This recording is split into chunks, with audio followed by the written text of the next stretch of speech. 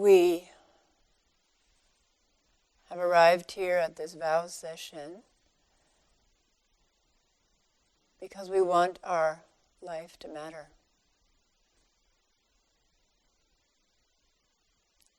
We want our life to matter, and that's why we make vows. Alan Watts talked about humans as tubes with holes at each end.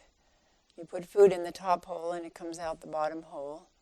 And in the middle, the tube wiggles and tries to entice someone to mate with us.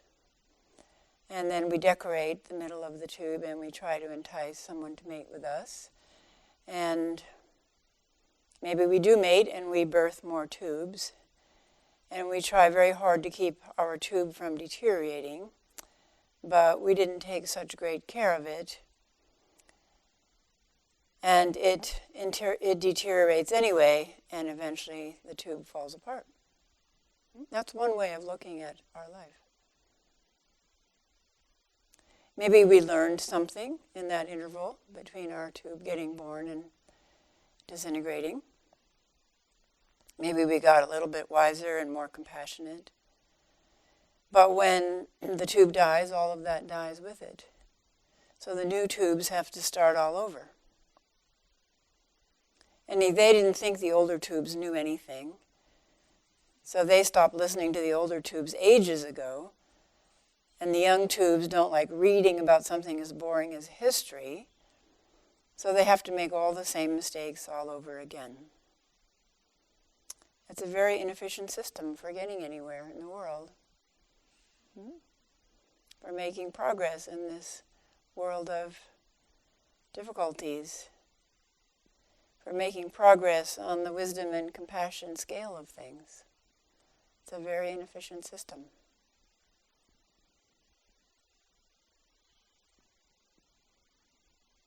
We don't want to arrive at the end of the life of our tube and look back and think, wow, my tube was starting to fall apart while I wasn't even looking. How did I get here so fast? How did I arrive at the door of death so fast? Why did I spend my entire life just trying to make myself comfortable and trying to entertain myself? Why didn't I accomplish anything meaningful? Why didn't I accomplish anything to help alleviate the suffering in this world?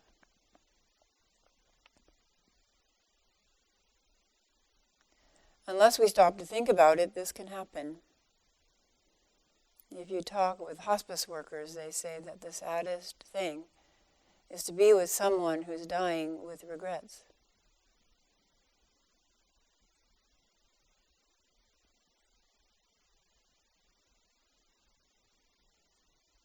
Vows can help us channel our life energy so we can arrive at death with a sense of having done some good in the world.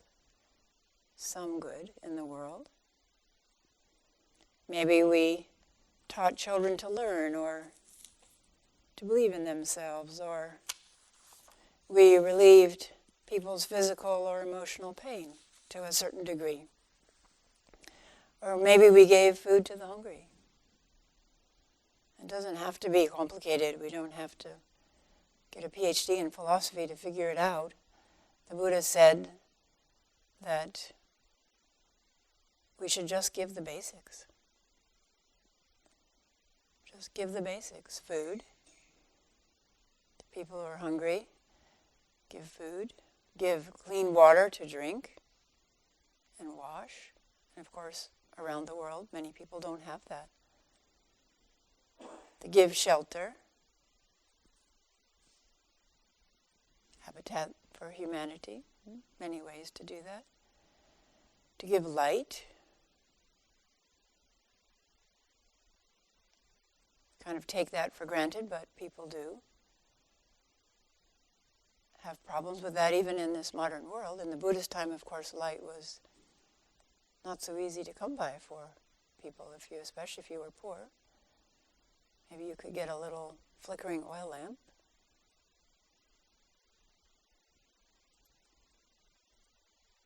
In the cold climate, light and warmth go together. So maybe we give money to programs that help people pay their electric bills.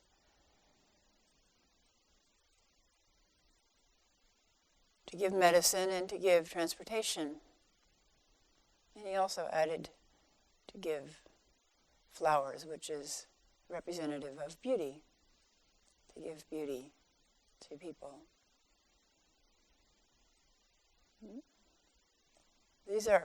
We could pick any one of these and spend our lifetime just working in that realm. We could work for rapid transit, inexpensive transportation for people so they can get to their work, so that we clean up the environment, because people don't have to drive cars 2 miles and then find a parking spot, which costs money.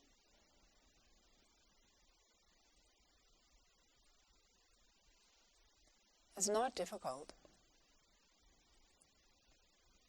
If you look at inspiring YouTubes, often they're very, very simple. Like, I saw one on a pizza parlor that was founded by a guy who got tired of being in the tech world and decided he wanted to do something concrete to help people. So he liked to cook, he liked pizza, so he opened a pizza parlor. And then someone came in and said, well, I'd like to give $1 so you can have a piece of pizza for a homeless person. And so he started a program where you could pay an extra $1 for your pizza, and then there'd be a slice of pizza for a homeless person. And so they serve hundreds of pieces of pizza to homeless people. And they have a bulletin board where you can write down, a little post-it you can put up that you gave $1 for pizza for a homeless person. And a homeless person can come in, take that post-it and hand it in and get a slice of hot pizza. And they interviewed homeless people who said this was the high point of their day, to know that they could come in and get something hot and fresh and healthy to eat. Pay it forward. Many examples of pay it forward. We have a backpack program here in town for children who don't have food on the weekends, and in Klatskanai and also downtown in Portland. So we're related to a school nearby Heart of Wisdom, and we give food for children who don't have enough to eat on the weekends. And one of our members said, I'll take this program on. And then they talk about it, it inspires all of us, and we bring food. We have extra food. We can spend an extra $1 or $5 when we go shopping and bring food. So one of our members took this on and inspired all of us, told us about it, educated us about it, and we joined. It's the power of vows, that they inspire other people, and it's not just one person's vow anymore, but many people's vows taken up. Vows multiply. Vows have a way of multiplying.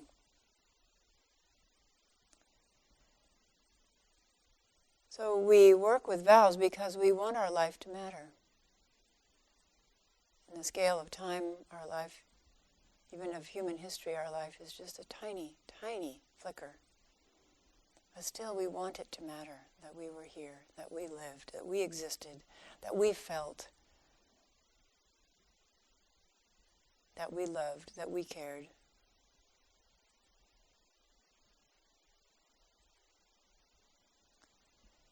We also work with vows because we can't be passive about our life. We have to take active vows. If we're passive, then we're subject to Brownian movement, which in physics is the apparently random movement of molecules in a solution when they're hit by other molecules and the collisions that happen, and they bounce off like pool balls. Except pool balls that aren't aimed by somebody trying to get it into a pocket. Aiming implies vow. If we're passive about our life, then if we get hit by someone who has a higher energy and a stronger purpose, like a drug dealer or an abusive partner, or someone with a passion for shoplifting, or someone even with a passion for our body, then we can easily be knocked off course. As Hogan says, you can get pregnant without knowing it's happening. And then you can't go to college, and then you can't get the degree. You can't be the first in your family to go to college and get a degree and inspire others in your family or other people to go to college and so on.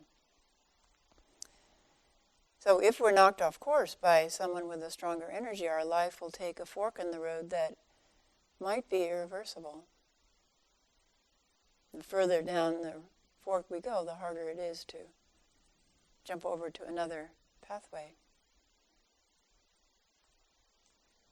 Or we might be lucky and encounter someone with a higher energy and stronger purpose for good. The vows, people can take vows to harm. Of course that happens. So we're not talking about that category of vows. We're talking about vows with a strong purpose for good.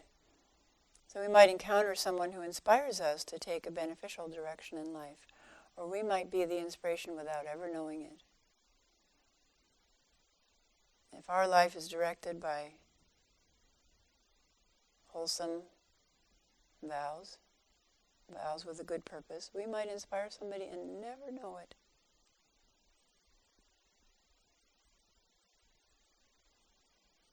There's a beautiful story about Jon Kabat-Zinn, who was a graduate student in Rochester and saw on the bulletin board in the graduate school a poster that said there was going to be a talk by a Zen Roshi, and he thought, well, that might be interesting. So he went to it, and according to the story, it was Kapleau Roshi, who was Hogan's first teacher, and there was a big room, for him to lecture in, and there were 2 or 3 people there. I don't remember if it was 2 or 3. One of them was Jon Kabat-Zinn, and I think it was 2. And Roshi Kapleau, because of his strong vow, just gave his talk about Zen. And Jon Kabat-Zinn was so inspired by the meditation and by Roshi's talk that he decided to make this his life. And so you have the work that he did showing that mindfulness meditation can benefit people in innumerable ways, even just their physical health in innumerable ways, and founded the Institute at the University of Massachusetts, and now there are teachers in this room who are the result of that vow. Of Kapleau Roshi's vow, which he carried out no matter what the conditions were, even if it looked a little discouraging.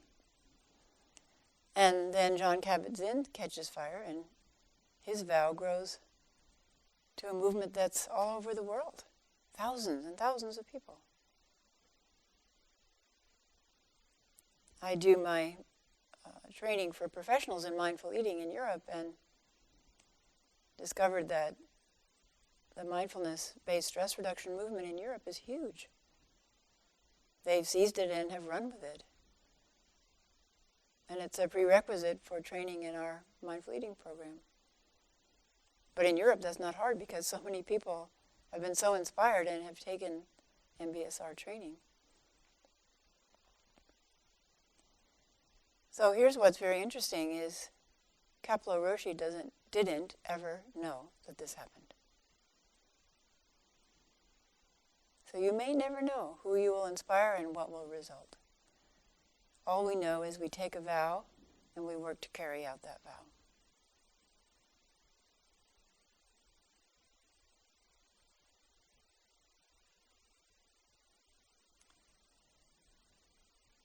If we have a strong, clear vow, if we become confused or knocked off course, the vow can reorient us. A vow serves like an internal GPS system. I love GPS systems, not just because they help you get there. And I can't remember, all those years when we didn't have them, how we found our way places and how we found somebody in the grocery store even. Somehow we managed. Or we just stood outside school. I remember standing outside school after an event and just waiting for my dad to come. Eventually he'd come, drive around the school and find out where we were. It happened, it worked. But the reason I love GPS systems is because they never get upset. They don't make judgments, right? They say, go right at the next stoplight. And then I missed the stoplight. I wasn't paying attention. I was listening to the radio. But it doesn't make a fuss. It just reorients. It doesn't say, you stupid idiot. I told you, turn at the stoplight. It just says, proceed to the next intersection and turn right. That's what a vow does. A vow reorients us when we wander off course, which we're human beings, we will do. And we go, oh yeah, I got off course. I was wandering off course. What's my vow? And vows actually can help us moment to moment, too. We're doing this environmental awareness month at Heart of Wisdom.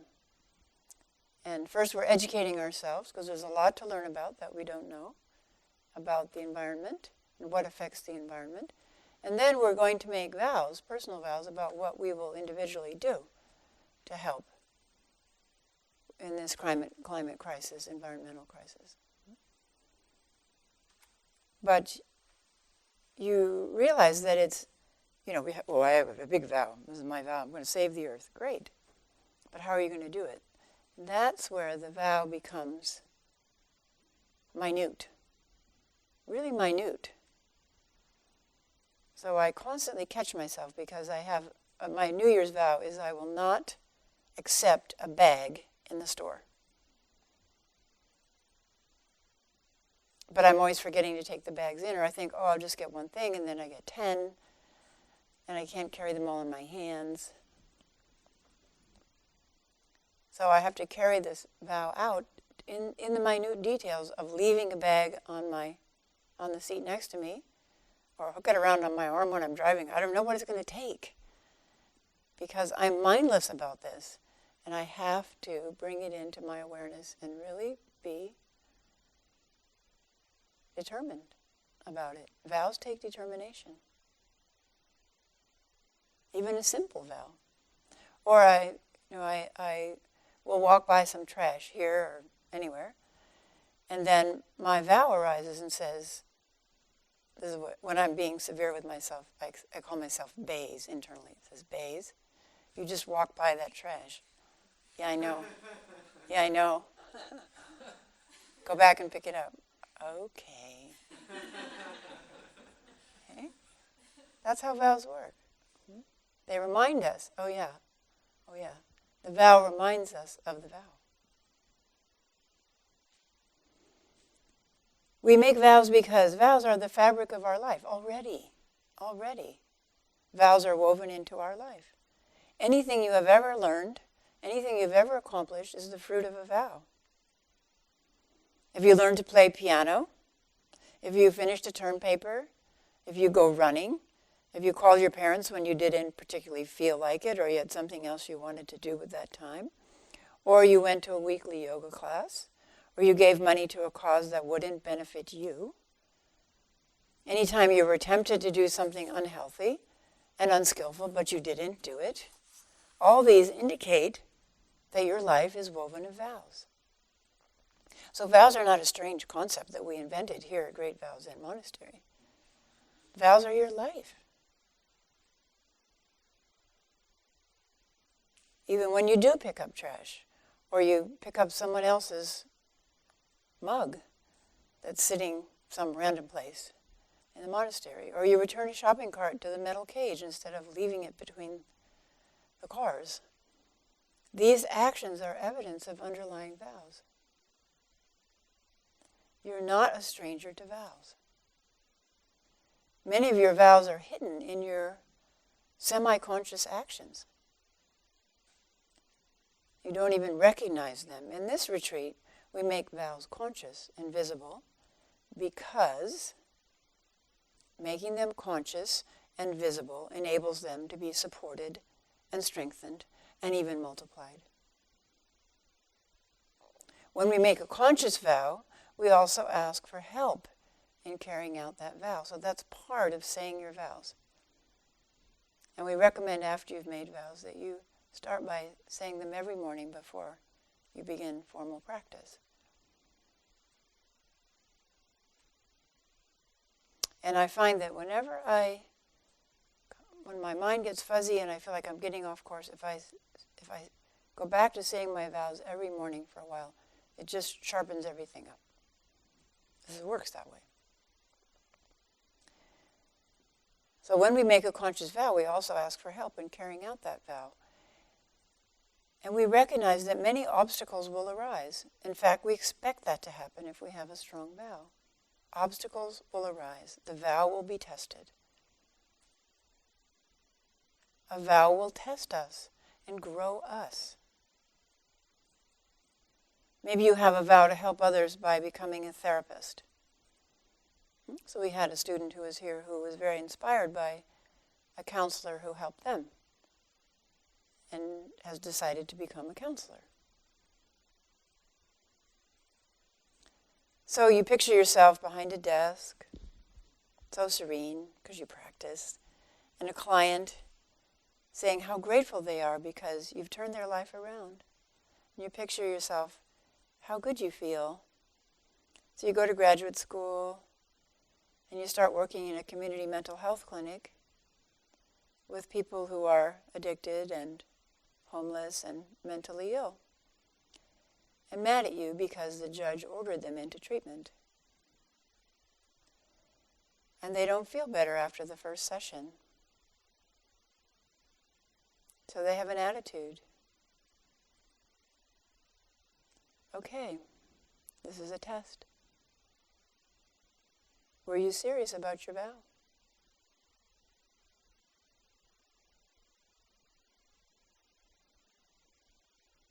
Do you really mean it? And most important, you thought you'd help grow healthy people, but are you willing to have the vow grow you? Grow a healthier, a wiser, and a more compassionate you.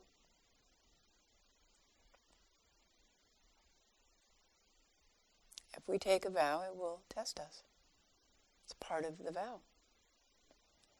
When we make a vow and we ask for help, we're creating a kind of vacuum. We're pulling back our opinions, our ideas, our way of doing things. And when we create that vacuum, all sorts of support and inspiration and sustenance can move towards us. Assistance from unexpected sources. This monastery is a great example. We were at Larch Mountain for 10 years. We wanted to grow. Our programs were growing. We had a small residential program. We were having Sesshin. And then we were blocked because it became part of the scenic preserve, the Gorge Scenic Preserve.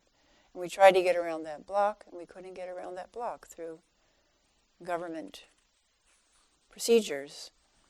And then we began looking, and we couldn't find a place. And we thought, well, maybe it shouldn't be a rural place. Maybe it needs to be a place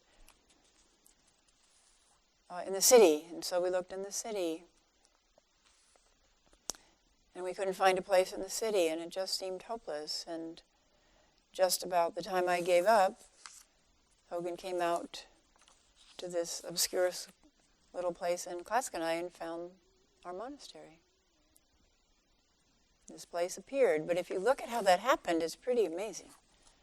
So in the 1970s, when this building was built and became a school,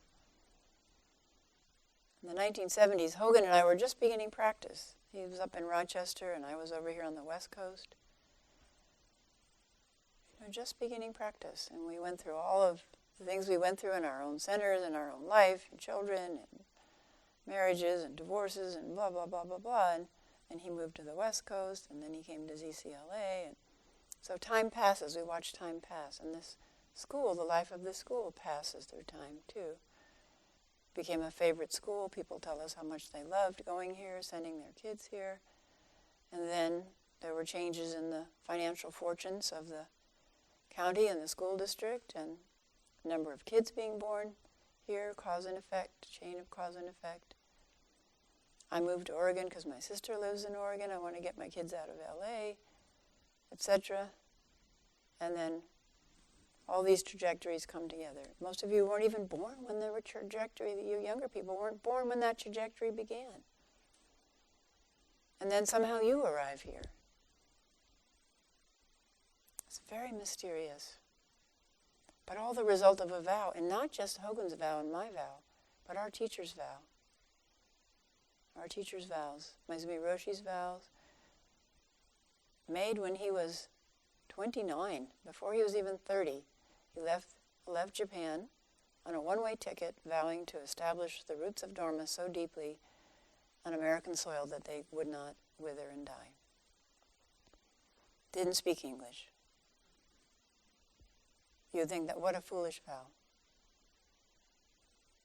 And yet there are hundreds of centers around the world now because of that vow, of that foolish young man's vow.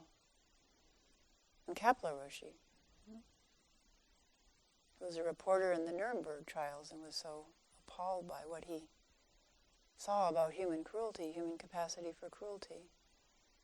He ended up practicing in Japan under very, very austere conditions, severe conditions. And then what was so inspired, he established this little place in a little house in Rochester, New York. And then people began coming. It's the power of vow. So mysterious how it works.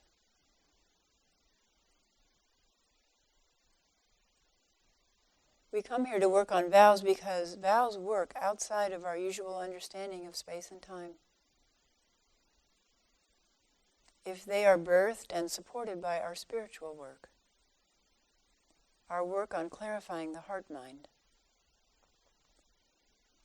If we learn to align ourselves and constantly realign ourselves with pure awareness, if we keep on realigning ourselves with pure awareness, with our access portal to the Absolute, then our vows operate in the realm of that mystery, which is outside space and time.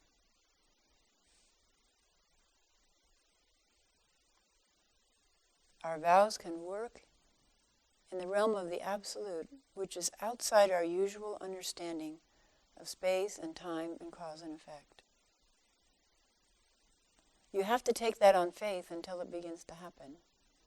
So we have many examples.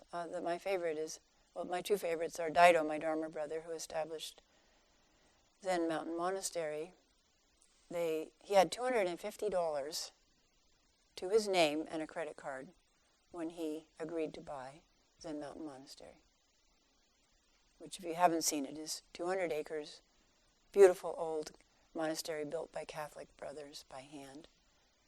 Beautiful place. But he had a vow, and he had faith. And the first winter, and this is upstate New York, they didn't have enough money to repair the furnace, so they didn't have heat. Way worse than the places we don't have heat in this building, because this is upstate New York in the winter, right? When if you have a cup of water by your bed at night, it freezes, it's frozen by the morning. So, but they just didn't have money, so they couldn't do it.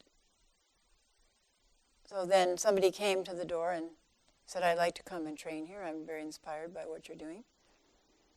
And Teisho said, well, what can you do? And the guy said, well, I don't think it'd be helpful, but I'm a furnace repairman. Oh, yeah, come in. Or Ajahn Amaro's story of they were given this land in Northern California to establish a new Thai forest monastery. And it was adjacent to a Russian Orthodox monastery in a rural area. Kind of a nice location. They were given the land by Master Shen Ying, Chinese Zen master, Chan master. And so he was sent to be the abbot of this place, so he went to look at it. What was this bare piece of land? And in the Thai forest tradition, they practice in little kutis, individual kutis. They come together for joint practice, but around the property of the monastery are small huts where people practice and live on their own. So he's looking at this property and thinking, okay, where do we start? And somebody drives in, and Ajahn Amaro greets him and says, can I help you? And he says, I'm looking for the Russian Orthodox monastery. And he says, well, you have to drive out and drive in that next driveway over there, and you'll find it. But the man is curious. He said, what are you doing here? Because Ajahn Amaro is wearing robes. That's why robes are important. They are a sign of a vocation, of a vow. And that can mean something to someone, be a signal to someone, and they can ask questions. They know they can ask questions. They're deep questions. Anyway, this guy said, so what are you doing here? You in your weird orange robe. And Ajahn Amaro explained the Thai forest tradition, that they were going to establish a monastery there. And that had come from England and so on, from Thailand to England and now to the U.S. And the guy said, well, gosh, I do volunteer work over at the Russian Orthodox monastery, but maybe there's something I can do for you. But probably not. And Ajahn Amaro says, why? And he says, well, my skill is building small huts for outbuildings, for farms and so on, small little sheds. Ajahn Amaro says, great. Yeah, I think we could use you. So when we have a vow, which is not just to benefit ourselves, of course vows benefit us and grow us, but when we have a vow which is impelled by our realization of human suffering and our earnest desire to relieve that suffering, even in some small way, which might not even appear to be noticed, when that is the fuel for our vow, then we enter that realm which is outside of our usual understanding of cause and effect. We enter that great mystery realm.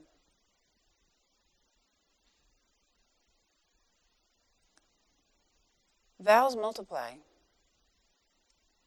We may know that or not know that. I gave the example of my Zumi Roshi. As vows are handed down through lifetimes, and my Zumi Roshi handed me his vow. Kabla Roshi handed Hogan Roshi his vow. I called it the prime directive, like in those science fiction movies where you have a chip embedded in you and it keeps giving you this message, while our chip keeps saying, do not let the Dharma die out. Do not let the Dharma die out. So we have an obligation to hand this vow down through time, through lifetimes. Just as it was to us, through the lineage, lifetime after lifetime. We chant the lineage. And that's a concrete representation of all the people. Old, young, stocky, skinny, healthy, unhealthy, crabby, jolly, who picked up this vow and handed it on. Not to let the Dharma die out. And look at the multiplying effect. Just in our little Sangha. We have 2 places now. People are amazed. Wow, you have 2 places. That's amazing. Look at Dharma Rain, building a whole community. Through their teacher's vow. Through Jiyu Kenneth's vow passed on to them. With all kinds of difficulties in their lives because of picking up that vow.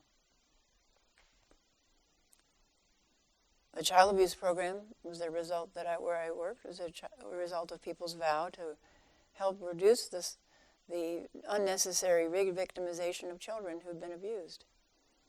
And that was our prime vow. What is best for the child who's been abused, and how can we prevent re-victimization? So we founded this program. And now there's one in almost every county in Oregon, and people come and visit it who want to establish their own center. One of my friends went to L.A. because when we were doing this child abuse work and establishing our program, she went to L.A. to get ideas from child abuse programs in Los Angeles. And she came back after a few days down there, and she gave me a sheet. She said, "Oh, this is a sheet about their principles of a child abuse program." And I looked at the sheet, and I thought, wow, that looks familiar. I looked at the bottom, and my name was at the bottom. So we think of LA, whoa, they know what they're doing, but they were actually relying on some of what we had done. See, so vows multiply and spread in mysterious ways and ricochet back and forth. We never know. I wouldn't have known that if she hadn't handed me that sheet. We may be lucky enough to see how they multiply. We may not. We just put the money in this investment account and we never look at it again. Or maybe somebody will say, wow, your center grew 100 centers. I don't know. It doesn't matter. This is why we do vows work, so that your life, all of our lives, will be fruitful and satisfying. So that your life, all our lives, will be fruitful and satisfying. And part of our vow has to be to continue to clarify.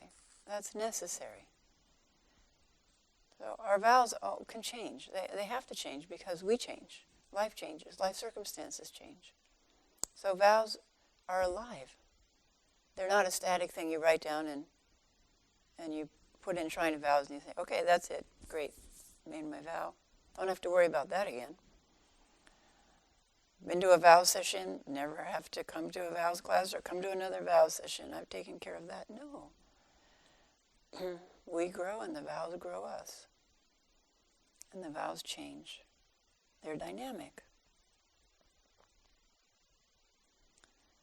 As Hogan said, if you look at vows and you most of the things that we look at as a vow are actually a means to accomplish something, which we might call deeper or higher. So let's say the vow is to become a counselor and to be a therapist with a certain group of people. But that's just the means. Underneath that is the vow.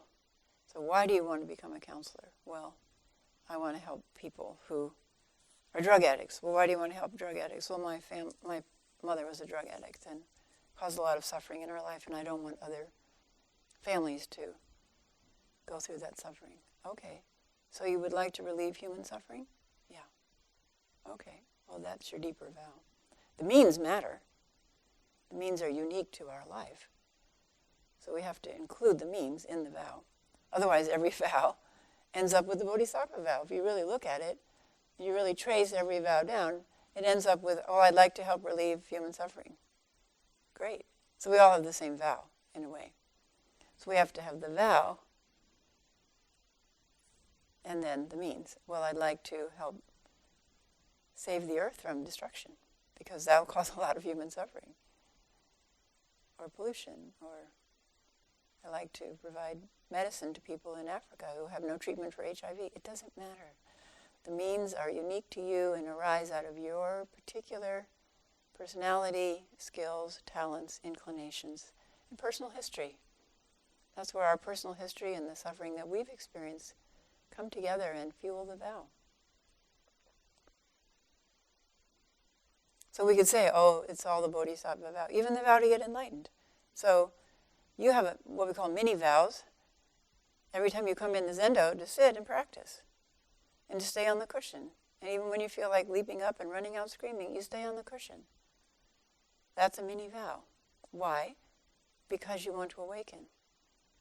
And why do you want to awaken? To relieve your own suffering, but also to relieve, you have an understanding that will relieve the suffering of people around you.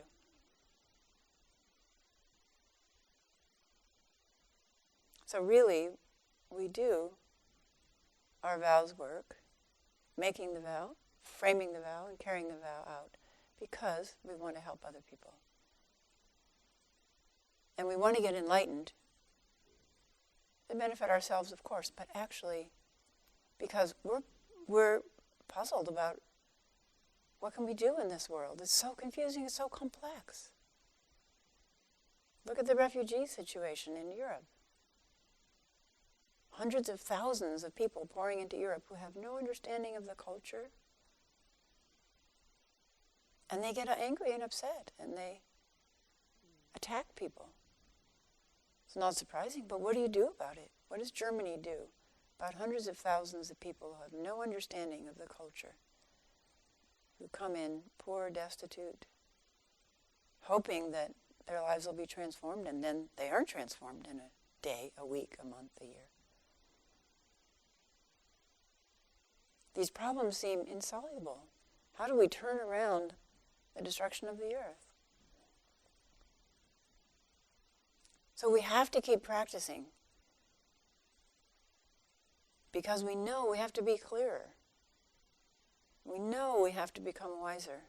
We know we have to become more compassionate. Otherwise we get angry in our compassion work. That's not so good. So practice, becoming clear, becoming awakened, becoming enlightened is absolutely essential to whatever vow we take up. So that has to be our first or second vow. In the Tibetan tradition, I was, in a particular teaching, I was taught this chant, which I do every morning during Sesshin, during sitting.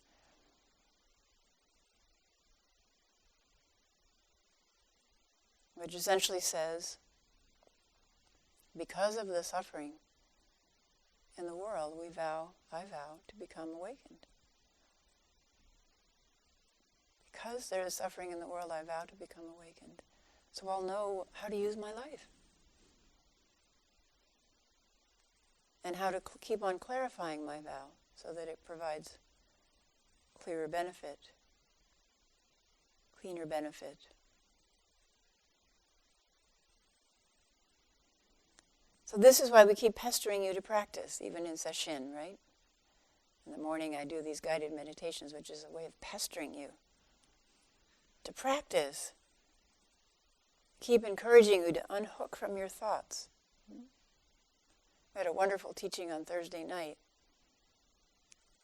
by a teacher who uses the word unhook. He says, thoughts are not the problem. Thoughts are not the problem. The problem is the thoughts about the thoughts. It's very interesting. So we think, oh, yesterday I thought that. Was that the right thing to think? Yesterday I thought I'd do this, but maybe that wasn't the right thing. Maybe I should. And so, or last year, or when I was little, I thought this, but now I'm. So it's the thoughts about the thoughts that create what we call the tangle of thoughts, the confusion of thoughts, that create the sense of self. A confused and tangled sense of self. So his teaching was unhook. So let the thoughts, they're up here, let them go. But unhook from them and bring your awareness to other things, like your jaw, or your nose, or the bottom of your left foot. Or unhook from problems. I gave you a little bit of his teaching this morning. Unhook from the notion of problems. So let's do that for a moment. So be aware of the buzz, he calls it the mini-me, that we locate in our head, the thoughts and the thoughts about thoughts and the thoughts about the thoughts about the thoughts, and my predicament and my problems, and problems with the world, blah, blah, blah, blah, blah, blah, blah. So just let them be. Just unhook from them. Unhook awareness from them, as you've practiced many times, and bring your awareness to your big toe on your right foot.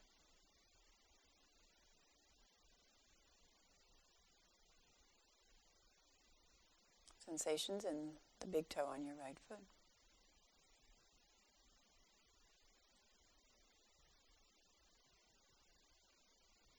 Okay, now in the same way, ask this question, unhooking your awareness from the idea of problems. And asking the question, if there were no problems, then how would it be? And look around inside your being. How would it be inside your being or in your awareness of the world if there were no problems?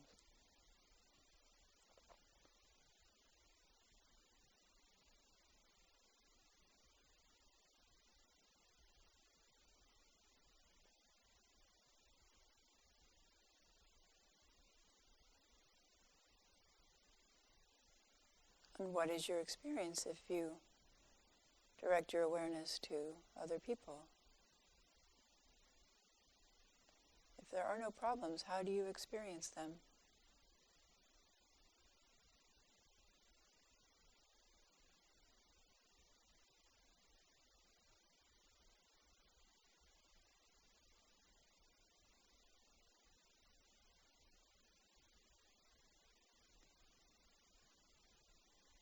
If there are no problems, how do you experience this being you call me?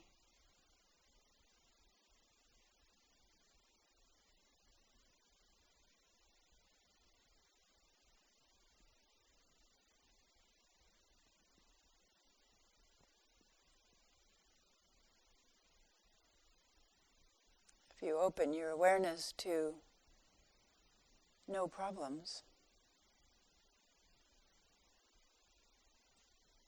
how big is that awareness, and how do you see time?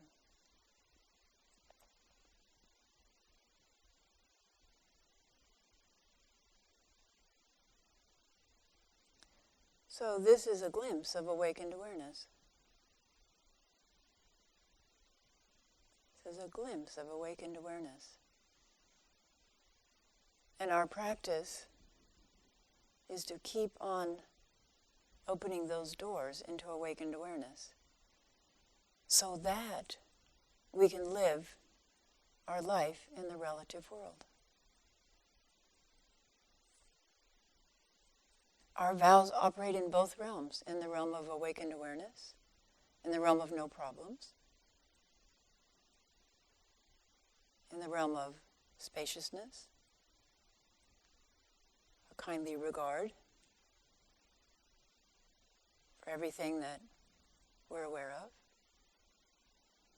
And our vows work in the realm of the relative, through our little bodies and our incomplete understanding. But to carry out our vow, we have to move. We have to learn to move. And have these two work together in an integrated way. This is why we keep pestering you to practice.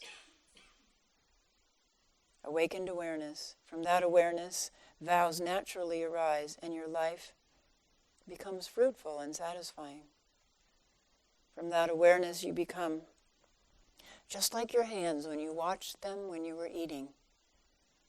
When you pull into awareness and let your hands take care of you as they know how to do.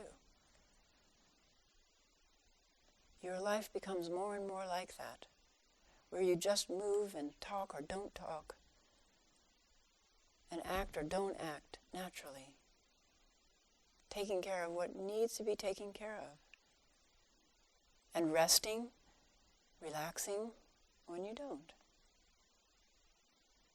You will have moments when you watch yourself do something that surprises you, naturally, and this world of distress will benefit. You can't ask how much the world will benefit. Maybe it's a little, but when that little joins many other littles, millions of other littles, there are big results. So I repeat what Hogan says over and over: have faith, have confidence. Your life matters. Your life energy channeled through clear vows can matter much more than you will ever know.